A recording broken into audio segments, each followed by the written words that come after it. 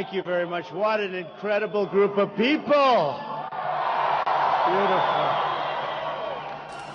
And you know, no matter where we're going now, everybody wants to see greatness for our country. We want to bring it back. It's the same. Everybody loves each other. I'll tell you, we left so many places. I mean, we go New Hampshire, we go Iowa, we go South Carolina, we go to Virginia, we go, no matter where we go, Dallas, no matter where we go, it's the same thing. There's so much love in the room. It's easy to do this. It really is. It's easy to do. It's easy. Amazing. It's amazing. I want to thank Herman Cain, my friend, for his wonderful remarks. He's really a good guy. 999, right? 999. Wherever Herman is, thank you, Herman. And, you know, we had a meeting today that was amazing. We had the African-American pastors. So many came up to Trump Tower.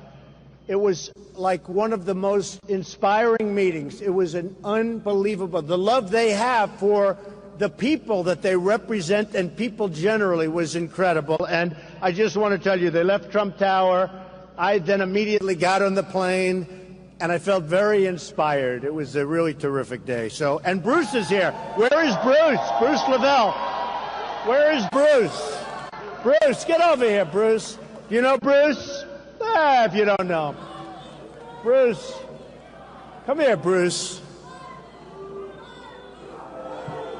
Bruce. All right, now get the hell out of here, Bruce. You know, this is so impromptu. You never know when you ride with this guy. I was in New York, and I went up there, guys, on a serious note to just defend a lot of the things that you've been seeing in the news that were totally false. Donald Trump is not a racist, guys. Really? You know, I went to his campaign, and I'll be honest, you guys probably never met him. I've met him several times. I actually rode back on his plane and got to help land the plane with my beautiful wife, Sharon, over here. Where are you, Sharon? And we had a big meeting up at the Trump headquarters, and we had over hundreds of pastors that showed up that looked like me and different leaders across the country to denounce this rumor, this accusation against this fine man. And it's all... Guys, the first thing when I walked up to his office, I looked around, and it was so culturally diverse, it was amazing. Most of the women were in charge. They had the higher positions in his organization. Did y'all know that? But on a serious note, I won't talk because it's about Donald Trump. I just want to let you know that, you know, I'm wholeheartely thankful to be a part of this campaign and to help him, and I hope you guys help him. I know there's a lot of establishment guys. I was part of the establishment. I used to be a chairman at Gwinnett GOP chair. Some of y'all know me. But I'm here to tell you it's not about anything else except you guys, the people. And I just want you to let you know that Donald Trump is here for everyone, he hears every voice, and he's our guy.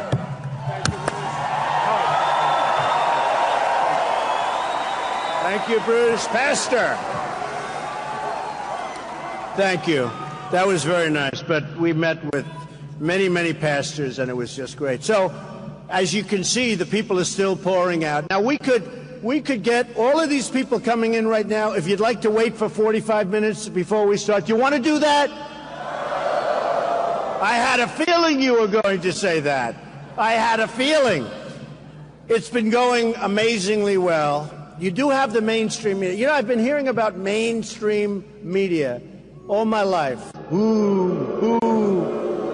No, I've been hearing about it, and it's true. I mean, they don't give you accurate, really, representation. It's an amazing thing. They don't do it. They don't do it. You know, I constantly talk about the cameras. They never show the crowds. They never show the crowds. My wife is always disappointed. Darling, you must not have had a good crowd tonight. But now, after about 3 or 4 times, she understands they never want to show the crowds. They never want to fan the cameras. It's an incredible thing. Can you do it maybe once? Fan the cameras. Fan the cameras. They don't move them. They don't move them. They don't move them. You know, I should be happy. It's focused on my face. They never move it. Nobody knows what's going on because you really don't. They don't want to. I mean, it sounds crazy. They don't want to show the kind of response we're getting. So we had 12,000 people. We had 12,000 in Sarasota, Florida on Saturday in an afternoon during football games. 12,000, biggest crowd ever. They've never had a crowd even close. The arena held 6. We had 6 outside, 6 inside. I made 2 speeches, and nobody knew that. They don't talk about it, so that's okay.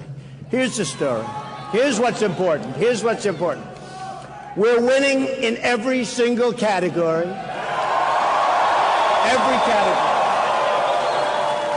We're winning every single poll.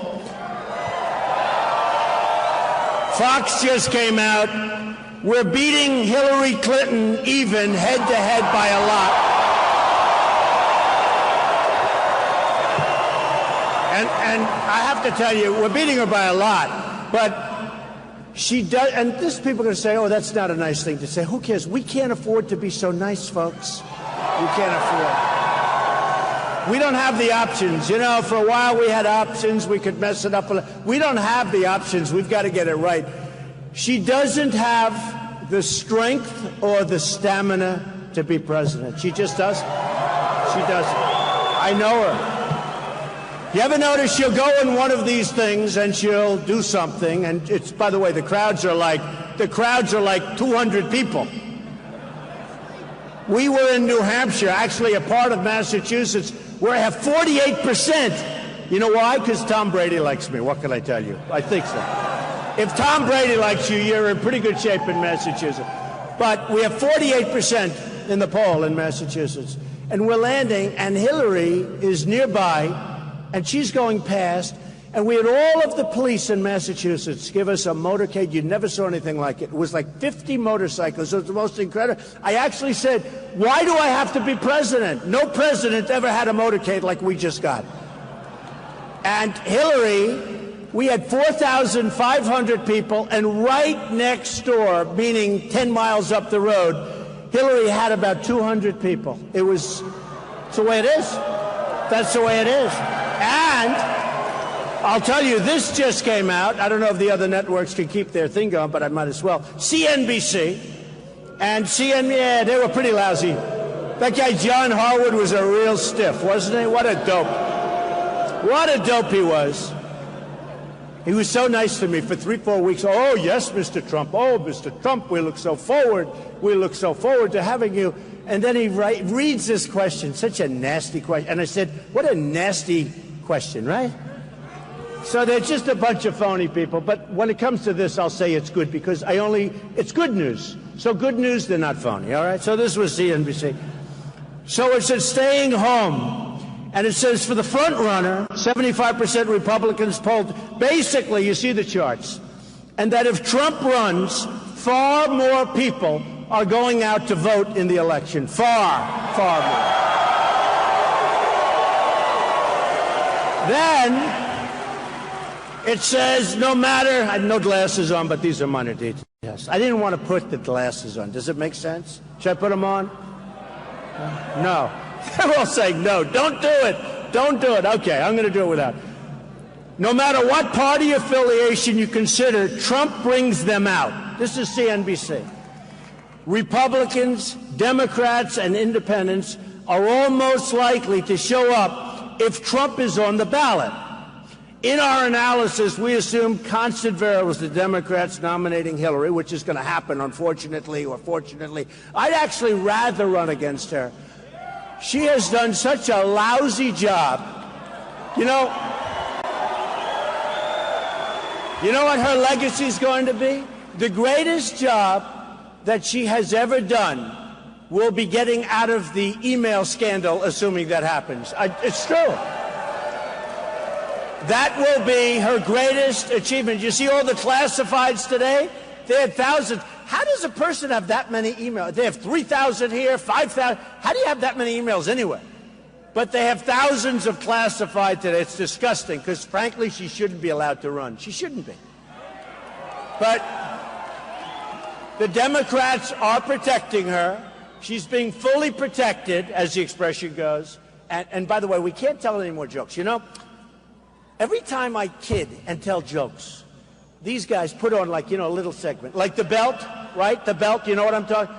I talked about Carson, how it doesn't work that way if you hit. And I went into like a whole big thing. Can't be possible. The belt will twist.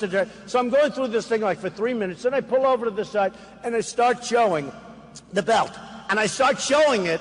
Very strong, very nice, you know, but it's a part of a whole story. They never show anything, just that 2 or 3 second clip. I'm playing with my belt and people don't know what the hell you're doing.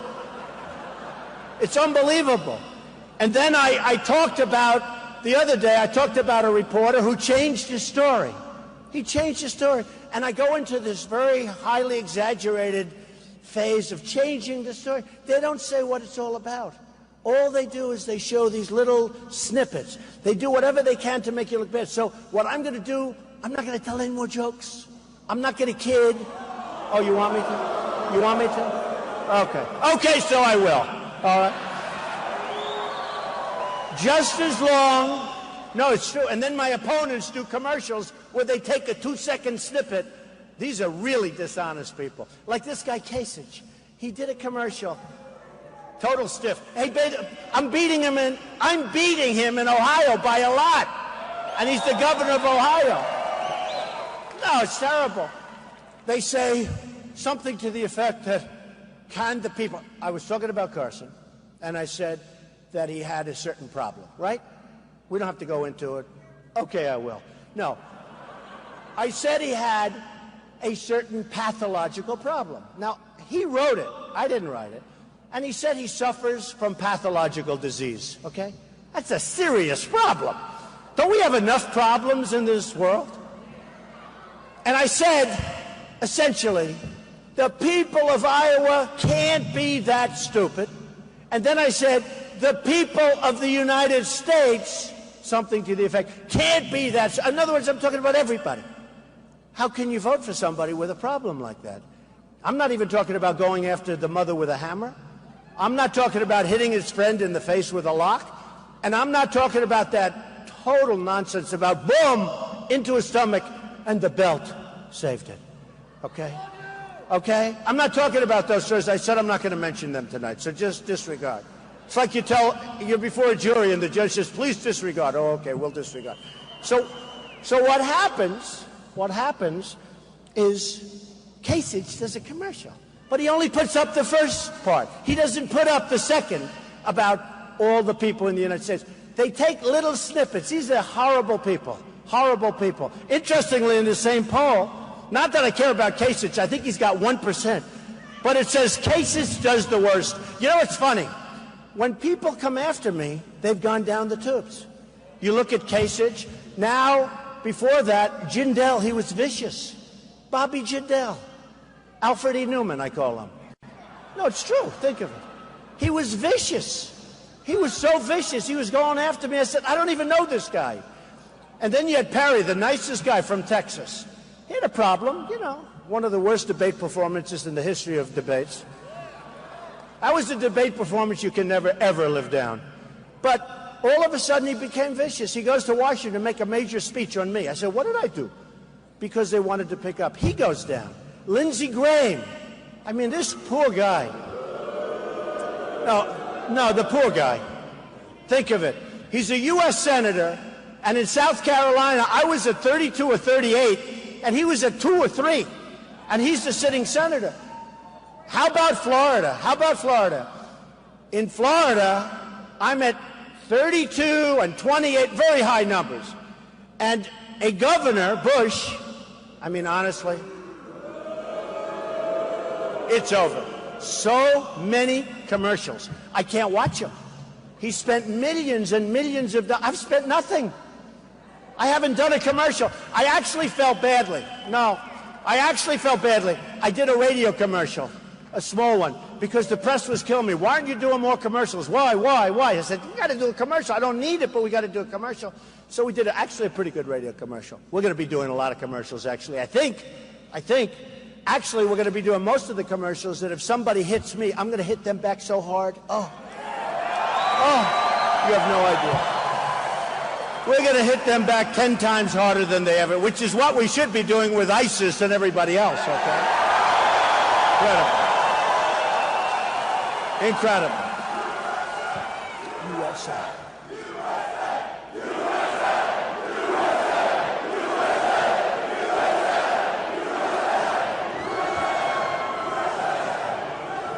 It's so cute. These people that are pouring in the back, they don't know what they're missing, do they? They don't know.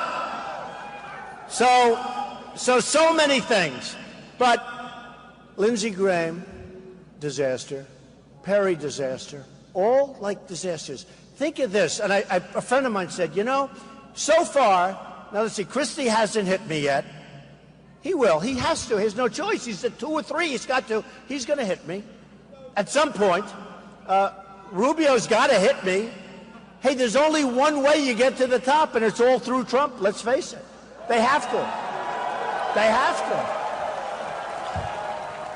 to. Even I think Cruz is going to have to hit me because, you know, he's a nice guy. He's been so supportive. Everything I said, he supported.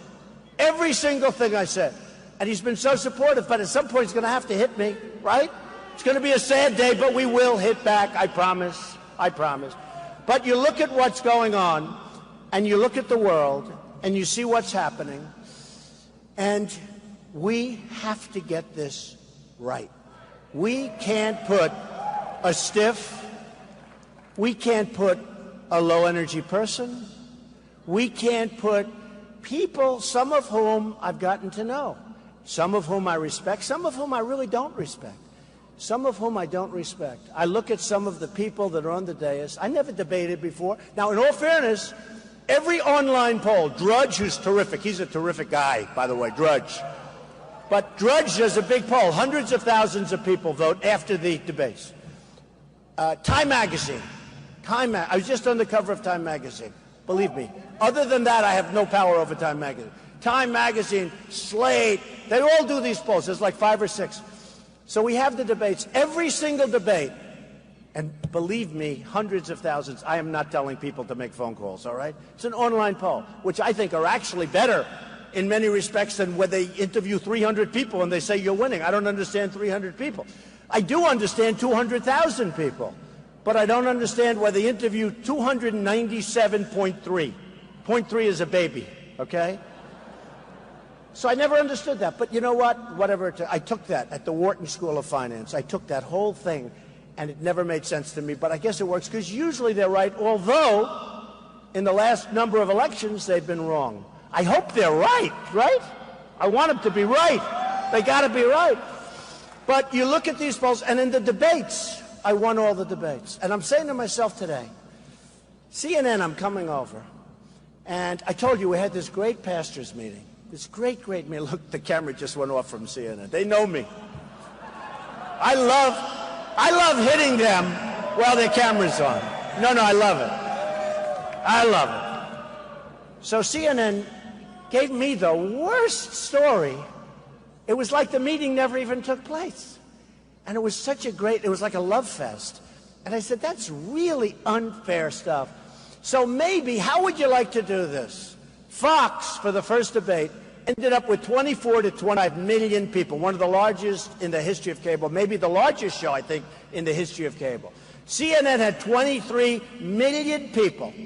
It was the biggest show in the history of CNN. This isn't me. This is from Showbiz, okay? The biggest ratings in the history of CNN. Biggest.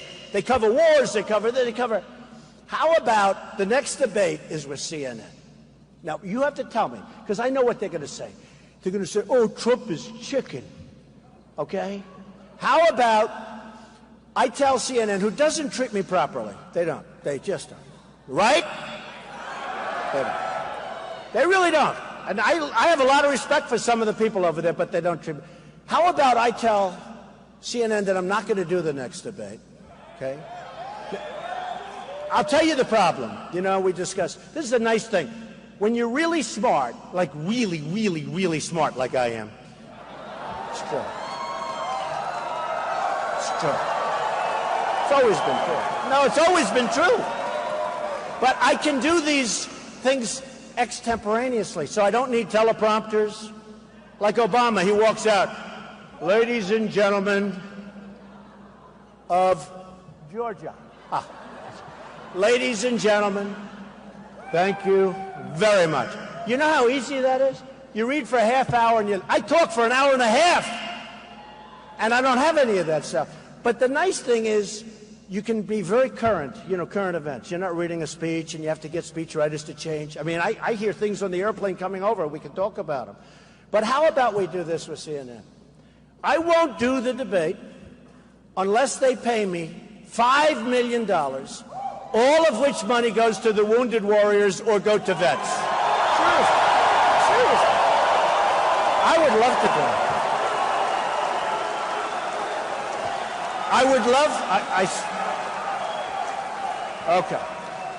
Let me give you the bad news. So what will happen is they'll say, oh, Trump is chicken. Well, I've done 4 of them, and according to every online poll, I won every one of them. Now, when I turn on the television and I listen to these, the talking heads who are not smart people at all, they call them elite. My education's better than any of them. I'm smarter than they are. Many of the people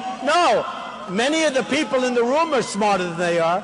But the talking heads, I could name them, but actually a couple of them are actually starting to come around, so I got to be careful. I can't send them all the way back again, right? But, guys like Karl Rove, he spends hundreds of millions of dollars on campaigns. He wins nothing. He wins nothing. There are some people that are losers, okay? But how about if we do the... No, they're losers. They're losers. And that's the problem. We can't have that. We can't have that with the Republican Party. We have to get the right people. And we have to win. That's why when I show you this poll, it's a Fox poll, where I beat Hillary, that's what we have to have. And I haven't even started on Hillary yet, other than I do say no strength, no stamina. But with CNN. So I say $5 million goes to the wounded warriors and the vets. Okay? Do we like that? Here's the problem. We're winning by a lot. I say we because we're all in this thing. A lot of people say, oh, well, Trump's crowd, they say it over here. Trump's crowd, it was packed. We haven't had, you look at every stadium. Mark Cuban called up, you want to use my arena, the Dallas Mavericks. I said, what day is it? Thursday. When can I use it? Monday. I said, 4 days. How many seats? 20,000 seats. We filled it up like a day and a half. And he predicted that. He knew it. There's a feeling. By the way, there's a feeling. But here's the problem. So we're leading in everything. The biggest crowds by far, so much bigger than Bernie Sanders. You always hear about Bernie Sanders. Our crowds, no. May he rest in peace. He had an operation today. I think it was a hernia operation. You know why? Carrying around too much tax problems. Because he's going to tax you. He's going to tax you. But let's not even talk tax problem. He wants to double and triple everyone's salary. Wants to bring you up to 90%. 90%. And he wants to bring you because he wants to take... Now, what happened is Hillary now has gone way left. And she wants to give everybody free everything, except for the people that pay taxes. Somebody has to pay. Somebody has to pay. So it's going to be Hillary. But here's the problem. So with CNN, I said, no, I'm not doing it. Their ratings will go down where they would be. Let's say they would have had 1 million people when they have maybe 2 million people and they have 24, 25 million people. The case of Fox, 23. So they're expecting a big audience, December 15th. They're advertising it all of what I do like. They finally used a beautiful picture of me. Finally. Sometimes the pictures are so bad. They have my chin pulled back, so I look like quadruple chins. They picked the worst, but they picked a good picture. I'm so happy with them. I actually wrote them a letter saying thank you for the first time in about 2 years. But here's what happens. I won $5 million. They were getting $4,000 for a 30-second ad for the last debate. They went from $4,000 to approximately $250,000 for a 30-second ad. That's a lot of money. And then if you remember, CNBC extended their debate by 1 hour 2 days before. They said they're extending it because they were making a fortune. They were totally sold out. And who's the one that said, no way, you're not going to do it? I did. Not because I could stand up there forever. But I said, you're not going to do it. And everybody told me everybody, this is like the wall. Believe me, we're going to build the wall. Mexico's going to pay for it. Believe me. It's like the wall. Like the wall. It's like the wall. Everyone says, oh, you'll never get Mexico to pay for the wall. So when I did this with CNBC, they were going to make it 3 hours. I said, number one, I can stand up here for 25 hours. I can stand up for 2 days. I don't care. But who the hell wants to watch the same questions over and over and over again, right? For 2.5, 3 hours. So I said, no way. And I said, we're not going to do it. In all fairness, Carson joined in with me. He said, absolutely, I'll go along. And they folded in about 2 seconds. That's supposed to be the business network. They folded quickly. They folded. So with CNN, here's what they'll say. Trump's chicken. He's afraid to debate. He's afraid to debate. And what I don't do, I just talked to Corey and Hope and all of my people. I said, I'd love, because I watched this story on the pastors. It was so terrible. It was done by a reporter sitting right back there. No, it's true.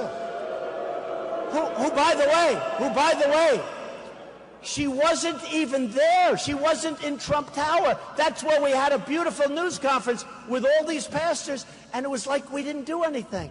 I won't mention her name. I don't want to make her any more famous than she is. She's not very famous, believe me. But such a disgusting report. So the problem is they'll say that Trump is chicken. Now, if you're not leading and you're going nowhere, you have nothing to lose. But wouldn't it be bad? I'm leading the polls. I don't do it. I play cute, because you're playing cute, right? It gets out I'm chicken, which I'm not. One thing I'm not is chicken, okay? Remember, every single poll, I won every single poll in the debates, all 4 debates. Check it, folks. You know, I only say what's true, because if I say anything that's even slightly off, the next day I have headlines. Every single poll. But if I do this, it could be he's playing too cute, and maybe I don't do well, and maybe my real polls, which are the polls we're leading by so much, maybe they go down. So should I tell CNN that I'm not doing the debate because they treat me really unfairly?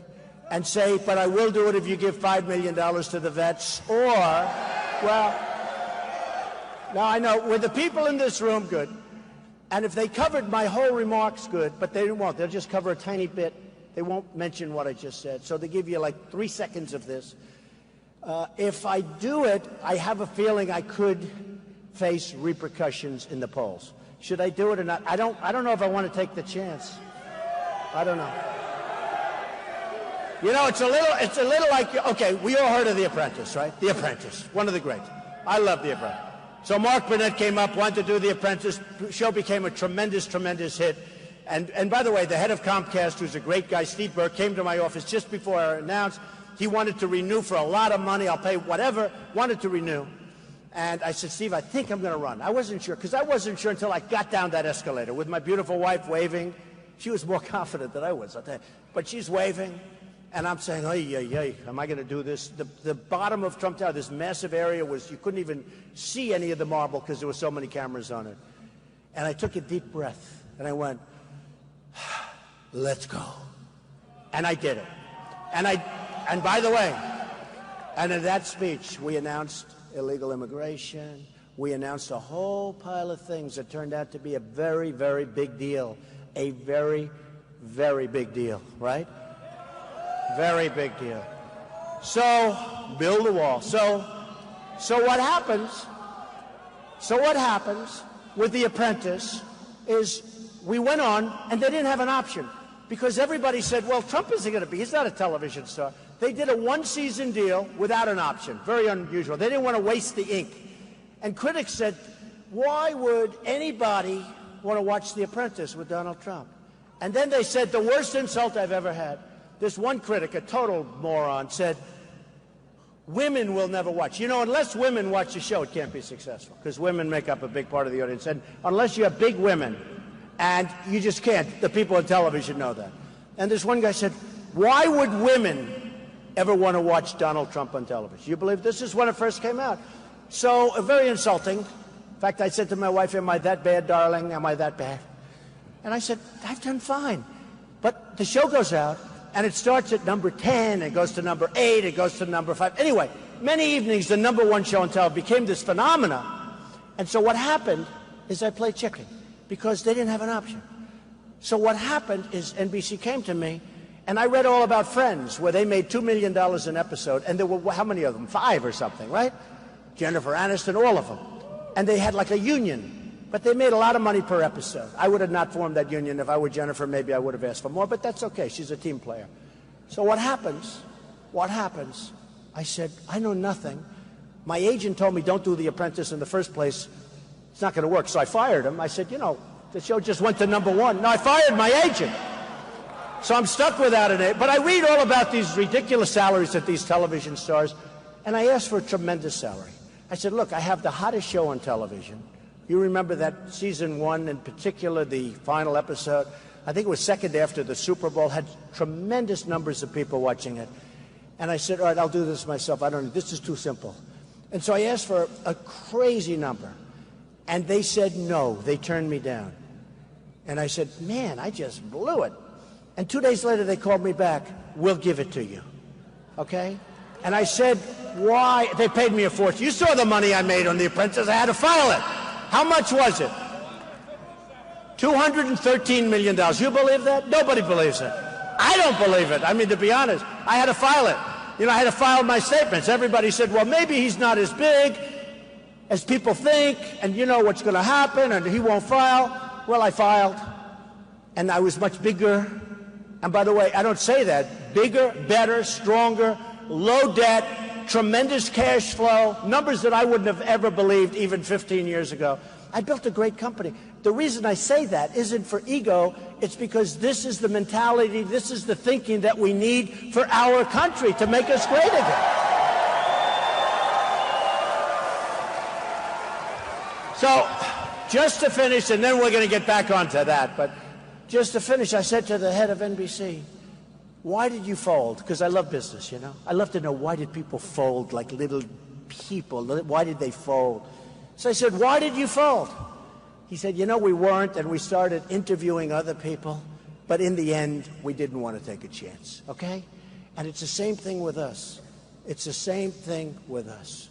We are going to do something so strong and so bold, but we can't take a chance and pick the wrong president. We can't pick a woman who is totally embroiled in scandal for her whole life. Whitewater. Now think of it. Whitewater. Whitewater was no different. Everybody that studied it, they did a book on it. She should have been indicted. She should have been indicted. How about, wasn't it the cattle futures? The cattle futures, right? Where her numbers went up, like she made a massive amount of money in like 1 week. And guys that do this professionally all their lives, they've never made that. The whole thing is a scandal. The whole thing is corrupt. It's corrupt, and it has been. You look at the foundation, you look at everything. It's been so bad for so long. We can't do that. We can't get involved in that stuff anymore. And honestly, it's true. She'll say hello to people. She disappears for 5 days. I don't disappear for 5 days. Tomorrow I'm going someplace else. I'm all the time. All the time I'm going. We need tremendous stamina. We need tremendous strength. And this is women, men, you know what I'm talking about. We need strength, we need stamina, and we need smarts. We don't need just a tough person. Because I know tough guys. I know tough guys. I know tough people. And tough is no good. Tough is no good without the brain power. You need the brain. You need the brain. But we need the toughness, too. We need General Patton. We need General Patton. I mean, our armed services today are so politically correct that a guy like General Patton, who is a vicious, ruthless, horrendous human being, who cursed and spat and it spit in people's faces, who cares? He was great. And by the way, his troops would go to hell for him. His troops would go to hell, Mad Dog. His troops would go to hell for him. Or we need General Douglas MacArthur. In the history of West Point, one of the greatest intellects, and he was a totally different type, but he was a guy that only understood winning. That's what he understood. We don't need these guys that I see on television all the time talking about ISIS is very tough. ISIS is tough. There's 60,000 people. We got them through horrible planning. That whole thing with Iraq, again, you got to be given points. I said in 2003, 2004, don't go in. And now, I am by far, and we have a lot of vets. I love you, vets. I love you. A lot of vets. We have a lot of vets in this room. And we're going to take care of our vets. We are going to really take care of our vets. You know, we put in a plan recently. We're going to take care of our vets. But we have to have people that don't talk. We don't want talkers. We want doers. We want people that know what's happening. I see on television all these generals, they're talking about, yes, well, then we're going to do this. I see Obama a couple of weeks ago. We are going to send 50 men to Iraq or to Syria. And then he said, where are we sending those men, by the way? Why would a president or I didn't say it. I didn't say it. I didn't say that. Go ahead, say it again, but louder. Very rude. They're very rude in Georgia, aren't they? You heard what he said. Well, there's something going on because some of these decisions are hard to believe. So he announces that he's sending 50 men over, and maybe some women. I don't know. But he's sending 50 people over, our finest. Why would you do that? Why would you say anything? Because now they're being hunted. Now they've got targets on their back. Now the enemy knows they're going over there. Why would you say that? They're being hunted like wild dogs. They're being hunted. Why would you say that you're sending 50 people? And it's, you know, the interesting thing, it's not even good psychologically because 50 is not the number. I mean, 50 people. So it's not even good from that standpoint. It's not like we're sending 100,000 people. 50 people, they probably say, wow. Well, number one, we're going to get those 50 if we're the enemy, right?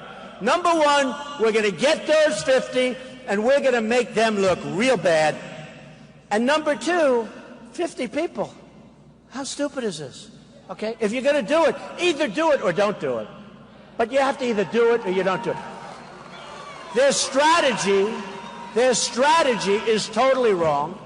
So I write the book, 2000, The America We Deserve. You saw that, right? Did you see the book? Does anybody have that book? The America We Deserve in the year 2000. And I talk about Osama bin Laden because he was a terrorist with a big fat mouth and he was going around saying the destruction he's going to do. And I said in the book, 2 years before the World Trade Center came down, you better do something about this guy, Osama bin Laden. I said something about he's going to crawl into Iraq and come back. And a couple of people said, man, Trump actually called Osama. He did. He came back. He knocked down the World Trade Center with thousands and thousands of lives and people still dying and families still suffering because they lost people. This was the worst attack. This was worse than Pearl Harbor because at least that was an attack on the military. This was an attack on innocent people working in an office and having lunch up on top of the world. This was an attack on civilians, the worst attack in the history of the country. And we could have done something about it. We could have done something if we had leaders, if we had smart people. We could have done something about that. Osama bin Laden was out there. I wrote about him in my book. He was out there. You don't go out and say we're sending 50 men. Here's another thing. Bush started a war. Shouldn't have been started. You're going to destabilize the whole Middle East. That's what happened. And I said it. 2003, 2004, Reuters has a big article on top. Trump says totally against the war. Not because I would be against, but because you have to know I'm going to build a military so strong, so powerful, so great that we'll never have to use it. We're never going to have to use it. We don't want to use it. We don't want to use it.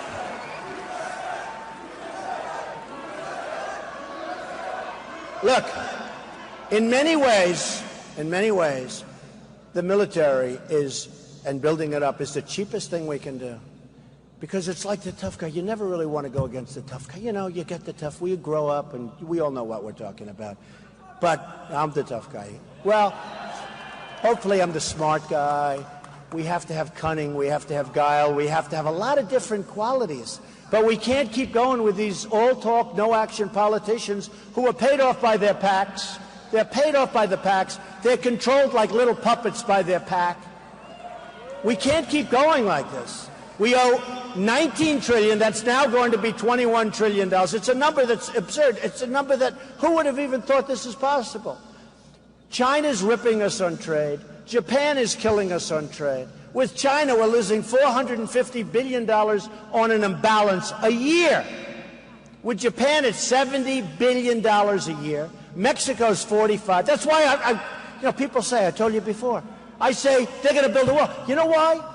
Because they're making a fortune. Mexico, I love the Mexican people. I respect Mexico. I respect their leaders, but their leaders are so much smarter than our leaders. You stay in Mexico one extra day, they have 5 soldiers escort you out of the country. And yet they send everybody over that they don't want. People go through Mexico, keep going. The dummies in the United States are going to take you. A woman's pregnant. She has a baby. She steps over the border. She has a baby.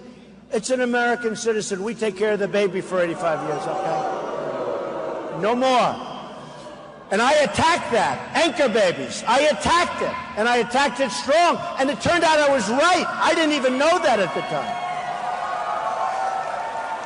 Because everybody said, all of these dumbass politicians said, oh no, oh no. That's what they are. They're good at one thing. I'll tell you what.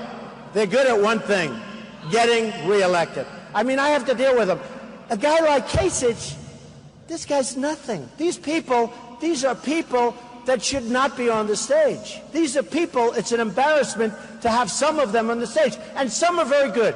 I'll be honest. I'm not going to tell you who because I want you to vote for me.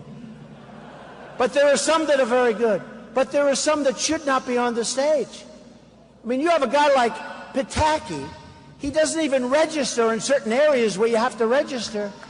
And he's going to be back on the stage. If I'm running the Republican Party, and if somebody's not registered, let's say in Virginia or let's say in South Carolina, because they don't want to pay the fee or because they can't get some signatures on a ballot, and he can't register because it's now the time limit, so you don't have South Carolina or you don't have Virginia, you're not going to be on the debate stage with us.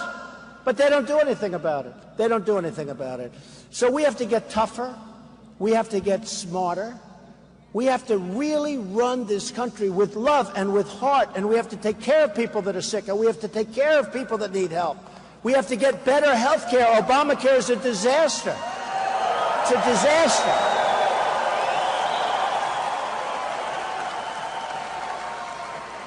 Obamacare is going to be repealed and replaced with something so much better. So much better. So much better.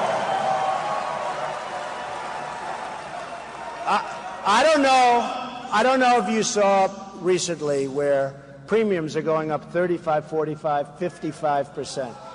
People can't afford them. The coverage is horrible. The deductibles are so high that unless you're dead, you can't use it. Okay? You can't use it. It's useless. It's useless. It's terrible. And it was all a big lie 28 times. You can have your doctor. You can have your plan. You can have whatever the hell you want. And frankly, the Democrats are going to pay a big price because I don't know if you've been reading the papers lately, but Obamacare is in big, big trouble, financial trouble. They have to be bailed out big league by Congress. They're going to have to be bailed out big, big league in 17. Now, unfortunately, you're going to have a new president. I'm going to inherit this stuff. I got all these problems to fix, but I'll fix them, believe me. Believe me. But here's the...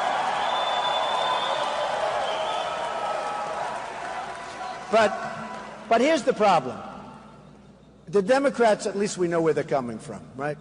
These Republicans, we send them to Washington. And I support them. I give a lot of money, all that stuff. But we send them to Washington, and they get down there, and they don't do the job that they campaigned for. They say, we're going to end Obamacare, right? I don't know if you have any of this area. Probably you do. We're going to end Obamacare. We're going to do this. We're going to strengthen up our military. We're going to take care of our vets. We're going to take care of our vets. They talk, and they talk, and they talk. Now they get down to these gorgeous halls with the beautiful marble columns and the angels on the ceiling, right? And he looks at his wife, and he says, we finally hit the big time, darling. And it comes to a vote on Obamacare. Everybody raises their hand. I mean, look at this last budget. This last budget was approved so fast, and we have to raise $2 trillion because of this budget. When you do the budget, you're supposed to start the following morning on negotiating because you don't have enough time. Then they say close down government. Everybody's afraid of closing down the government. And you know the funny thing? I wrote The Art of the Deal. The funny thing is that nobody's going to be blamed for closing down the government but Obama. When people read the history books, they're not going to say Boehner closed down. Nobody's going to know who Boehner is. They're going to say during the Obama administration, the government closed down. He was a horrible president. It's true. It's true. They're going to say he was a horrible president. He didn't know what the hell he was doing. He was a tremendous divider because he's the most divisive human being I think I've ever seen. And the one thing a lot of us thought, including me, I said, you know what? He's not going to be a good president. But you know what? He will unify, perhaps, the country. And he'll bring white and African American and everybody. He'll bring them all together. And you know what? That turned out to be totally wrong. It's never been worse. And when I met today with the African American pastors, never been worse than it is today. And frankly, if you're African American youth, 51 to 55% unemployed, I mean, everything is bad. The man has been a horrible president. He's been horrible. To a point where people that would never vote Republican come up to my office and they want to really talk turkey, and it's hard for them. They always go Democrat, and it's hard for them. But they come up to my office because they really want help. So he's been a great divider. He's been an incompetent president. Everything he touches turns to you-know-what. No, everything. Everything. Think of it. We don't have victories anymore, right? We don't have victories. When's the last time we had a victory? We don't have victories anymore. Our health care is no good. It's a disaster. Our trade with all of these countries is no good. Our borders are like sieves. People are just pouring in. We have sanctuary cities, which, by the way, will end very quickly, okay?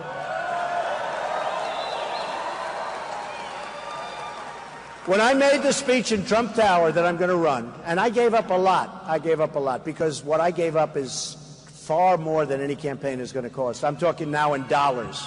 I gave up a tremendous amount, including shows and everything else. But I gave up a lot. You know, a politician gives up nothing. They run, they lose, they win, they run again.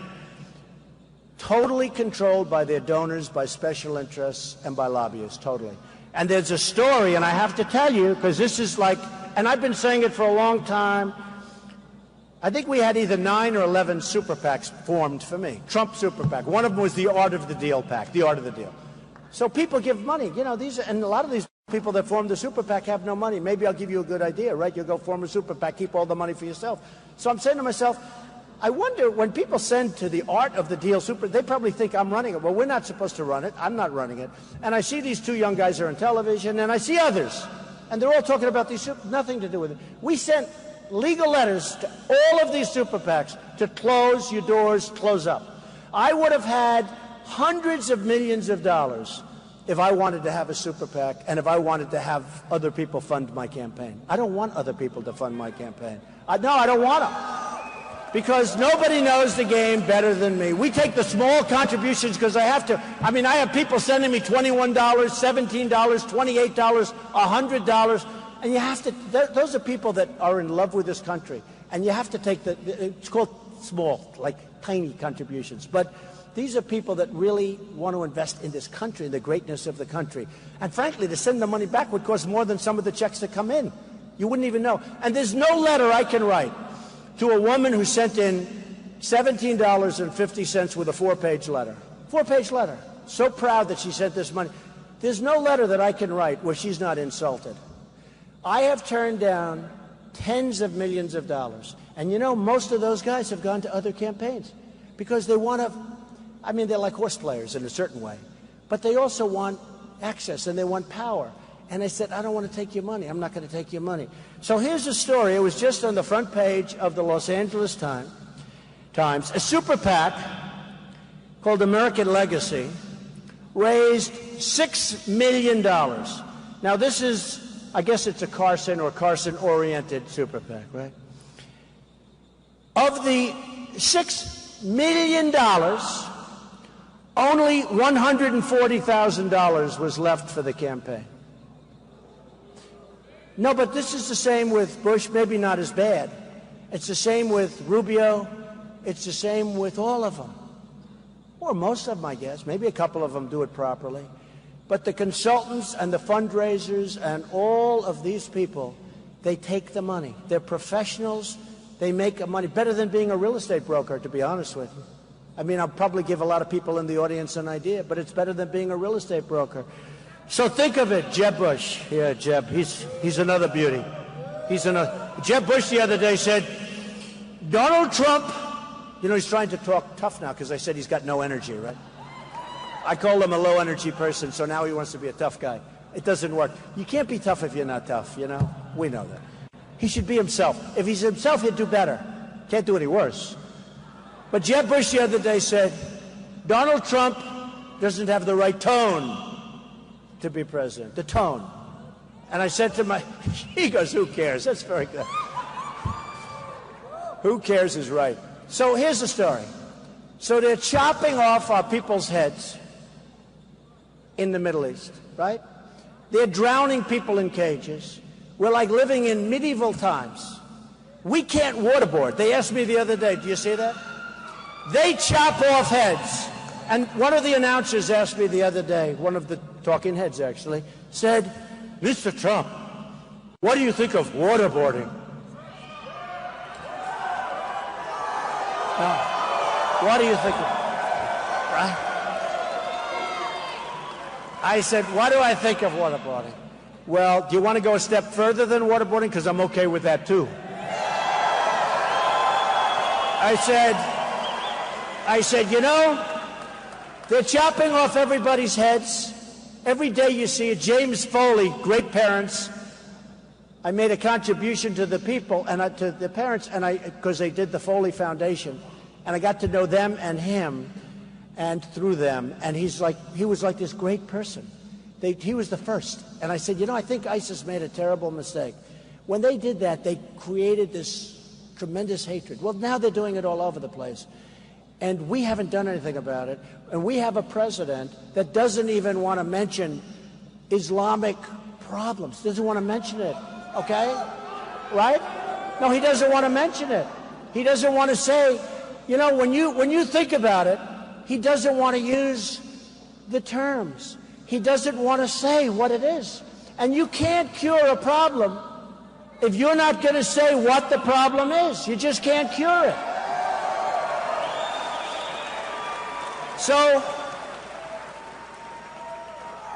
So we have a terrorism problem like probably there hasn't been. We're fighting a war like we've never fought. Of course, he's not saying it's a war either, but we're fighting a war where they're blowing up airplanes, where they're doing things like what you just saw in Paris and other places. And we have a president that refuses to use proper terminology. And why that is, nobody can really tell me that one, okay? Why that one? This audience is amazing. I wish everybody...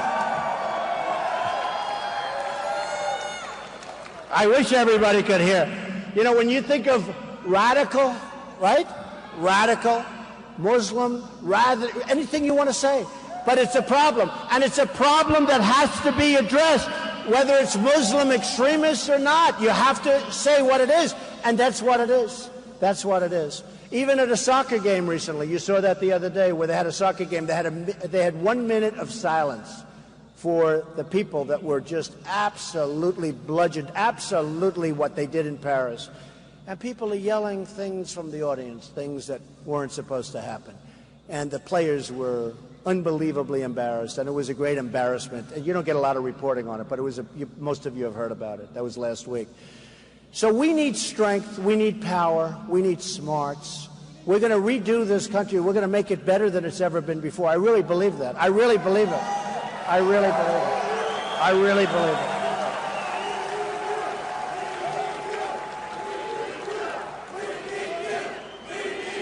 Well, thank you. The other day, I read on the headline of one of the newspapers, the number of migrants crossing the Rio Grande is through the roof. You know, we've been hearing, oh, well, it's not. Tremendous increase. The number of migrants crossing the Rio Grande. Our country has no borders. If you don't have borders, you don't have a country. I'm sorry. I'm sorry. I'm sorry. So, and I'll tell you this, if I didn't, at the base of Trump Tower in New York, if I didn't talk about illegal immigration, I don't even think you'd be talking about it right now.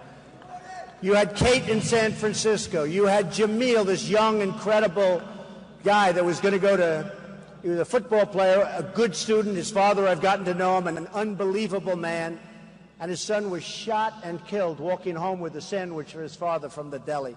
He was going to go on a scholarship to one of the great colleges, maybe Stanford, on a football scholarship. The apple of the father's eye. And he called up his father, and he said, Pop, he called him Pop, I'll be home in a couple of minutes. I'm right outside.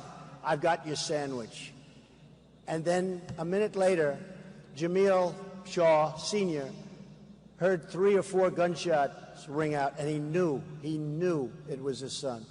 And this was a guy that walked up to his son, held a gun to his head, and pulled the trigger right through the head.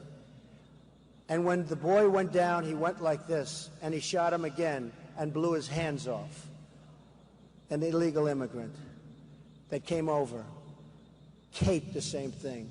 In Los Angeles, a few weeks ago, a woman, 66-year-old veteran, raped, sodomized, and killed by an illegal immigrant. We've got to get our country back, folks. We've got to get, and by the way,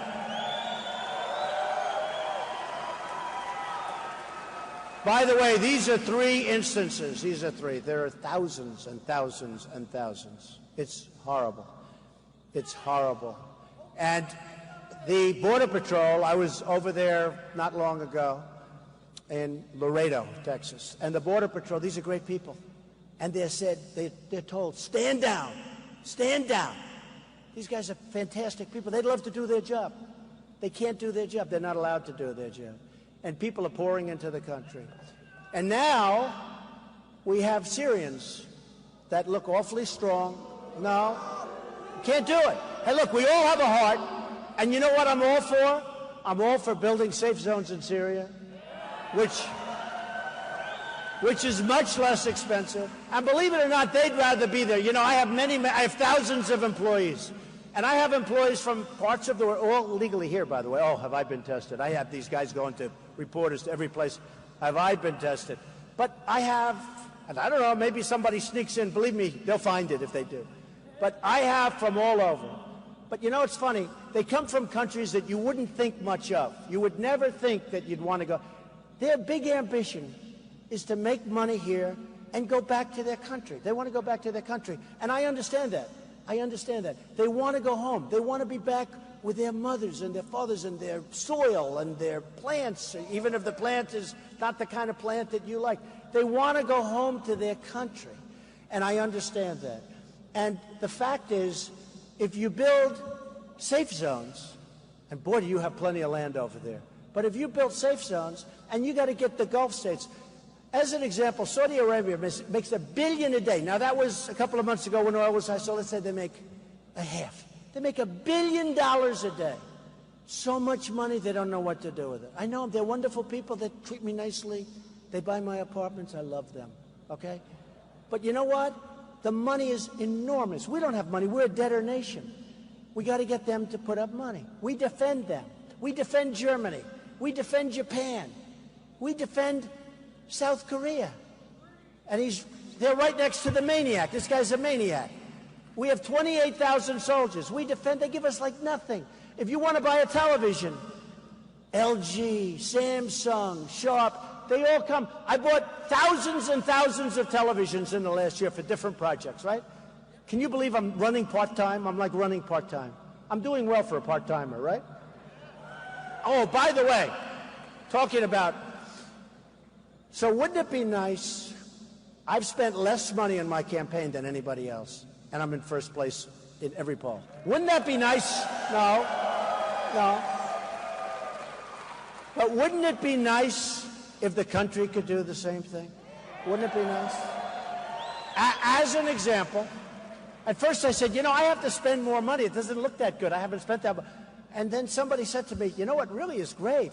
I don't know if anybody ever heard of Charles O. Finley. He owned the Oakland A's, right? He had the lowest payroll in baseball, and he won the World Series 3 times in a row. He had a young Reggie Jackson, a young Catfish Hunter, and George Steinbrenner, who was one of my best friends and a great guy. But he used to just buy his players all the time, and George told me this guy is a genius. He had the lowest payroll in baseball, and he won the World Series 3 times. And he'd sell his players for a fortune, and he'd replace them with guys that were just as good. Wouldn't it be great if our country could run like that? Wouldn't it be great? Wouldn't that be great?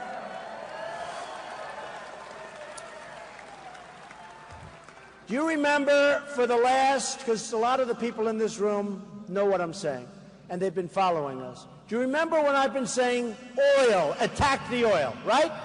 I've been saying that now for 4 years? But I say more. I say attack the oil and then keep it. These guys attack it, but they don't want to keep it because they're stupid. So for 4 years I've been saying attack the oil. Attack the wealth of ISIS. Attack the wealth.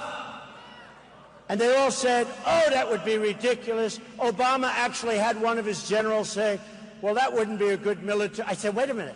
They're making much of their money from oil. They're making a lot from banking. And who knows better about attacking banks than I do? I'm one of the all-time pros of history. Okay? Got to attack the banks. Money's pouring in from banks illegally. Money is pouring in. And the banks will stop it because I know the games. These politicians don't know anything. But I've been saying, attack the oil, attack the oil. They've been saying, that doesn't make sense. That's not a good strategy. I actually heard the other day that attacking the oil is a bad idea because it's environmentally not sensitive. Can you believe this? No, attack the oil because what's going to happen is you're going to have fires, you're going to have smoke going, and they don't want to do it for environmental reasons. Can you believe the incredible incompetence? Okay. So I've been saying that is a serious consideration as to why they didn't attack the oil, just to show you how stupid our leaders are. And these people want to kill all of us. So I've been saying attack the oil. Well, after Paris and right at Paris, finally, and it was France that did it. Can you believe it was France that led the attack? Which I'm happy about. But they finally started attacking the oil. And only one person back there said, that was Trump's idea a long time ago, and he's been saying it every chance I got. But I said one other thing. I said, attack the oil, go in there, recapture, get ExxonMobil, get a couple of these great companies, they'll rebuild the infrastructure. Don't worry about the infrastructure. These companies are amazing. Half of you probably work there. They're amazing companies. They will rebuild it so fast, and they'll build it new and nice. We'll encircle it, we'll make a fortune, and we'll give a percentage of that money to the families of the soldiers of Iraq and other places that were killed and so badly wounded. We'll give a percentage of that money to the wounded warriors, and we'll take care of our people. But these guys don't want to do it. In the old days, to the victor, you're a military man. I can see it. Stands up straight, great guy. But I can see it. To the victor belong the spoils, right? We don't do that. We don't do that. We're so dumb. We go in, bomb the hell out of places, win, then we leave. And how about Obama? So he talked about the 50, but how about this one? When he gave the exact date when we're pulling out. Okay, how about that? And I said, wait a minute. It must be some kind of a game. I thought maybe he's playing a game. That he didn't mean it. Because if he doesn't mean it, he'll get him by surprise. See, our country needs the word unpredictable. We're totally predictable. He announces the 50. He announces next week we'll be bombing a certain city. In the meantime, it turns out to be hell on wheels because they're so prepared. because whatever he says turns out to be right. You'd think he'd be leading them. So what happens is Obama comes out, and he said, we're leaving Iraq on a certain day. And he meant it.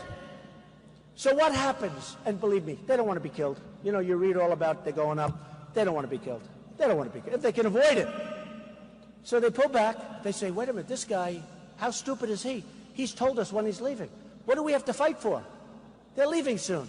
So they pull back, and we think we're doing great because they pull back. And then we leave, and then they go and do whatever they want. And by the way, ISIS came because we had no control over the people that took over Iraq. They wouldn't let ISIS have their fair share. And what happened is ISIS became more vicious by far than them.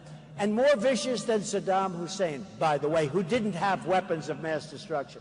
So what happens is we have a president that told them the exact date that we're pulling out. All right?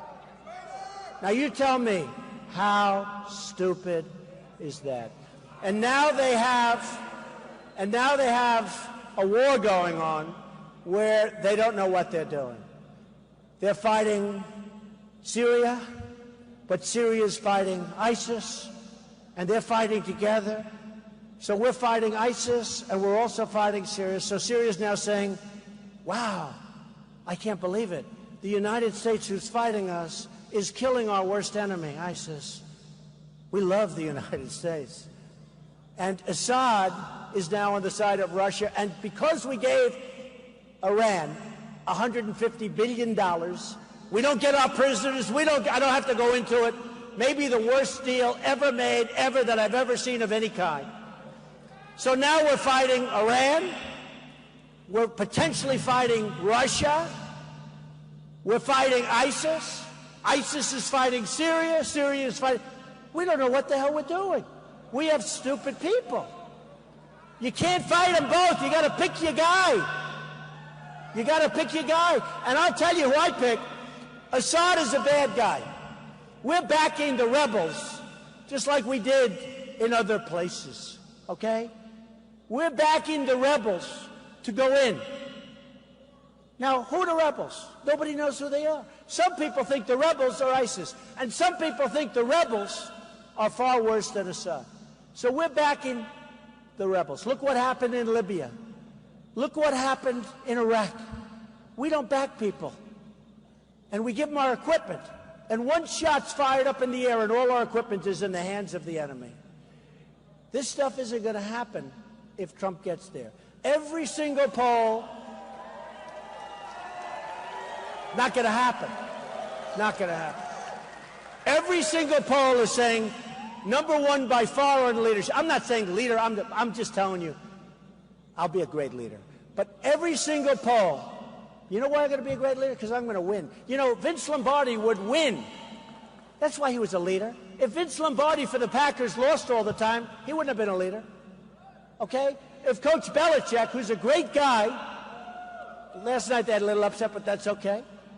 But Coach Belichick is a winner. These guys, the only way you can be a winner, you can't be a loser and be a leader. You can't. It doesn't work. Because you may get away with it for a little while, but eventually people will say, wait, we keep losing. We want somebody that's going to win. I win.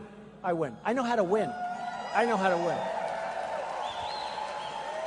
Just like now, we're driving the Republican establishment crazy.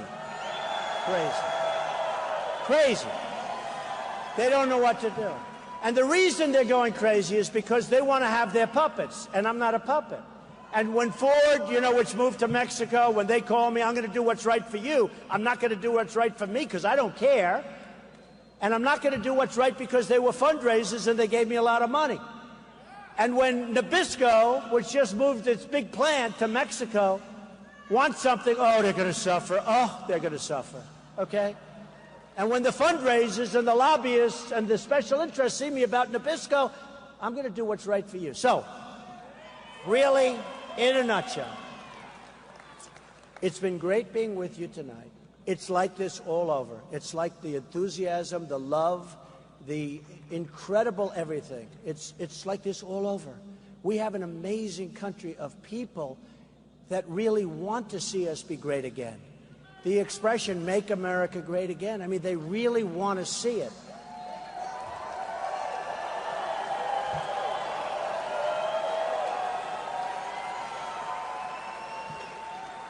We have to get out and vote. Don't believe all this stuff. I think I'm going to win the Hispanic vote, and I frankly don't think it matters. You know, the fact is that if the Republicans got up and voted last time, you would have had a different president. I don't know if you know. Romney let us down. He let us down, and he didn't energize the base. The people were saying, "I don't care." I mean, if you don't care between Obama and Romney, that's not doing a good job. We've got to get out. We've got to be energy. If you have a broken leg, a broken back, a broken neck, you have to get up and you have to vote. You've got to go out and vote. And I'll tell you this, and I say this even more strongly now than ever before, because I've gotten to know so many people on the trail. Our country is made up of unbelievable people and spirit.